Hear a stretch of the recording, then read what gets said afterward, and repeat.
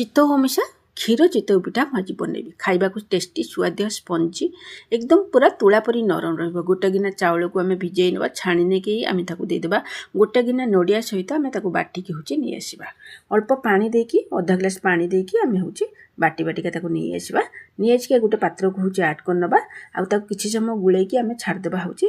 ता भीतर आमे कोन करबा ना गोटे कप नबा होची चीनी आ चीनी नै सारा परे आमे ताकू टिके अल्प चीनी कैरमेल कर दबा। क्षीर चितौ टे कलर बहुत बढ़िया आसीबो। आ जते गाले हमर क्षीर भलसे फुटी जिवो आ जो अल्प चीनी थिला गोटे ग्लास ताकू दे देकी गुजराती गुंड देकी ता फुटे फुटे टिके मार देबा क्षीरटा। तापर आमे करेई बसै की तेल पानी मिसै की एमती गोटे गोटे गिना ढाली की आमे स्पंजी स्पंजी चितौ पिठा बनेबा आ ताकू एमती 10-15 मिनिट ताकू भिजिबा पई छाड़ देबा। एठी प्रस्तुत हैला कोन स्पंजी क्षीर चितौ पिठा। एई रेसिपी जदि तुम मन भलो लागिवो लाइक करिवो शेयर करबो। चैनल जदि नुवा सब्सक्राइब करबो जम्मारे भूलिबोनी। रहिले।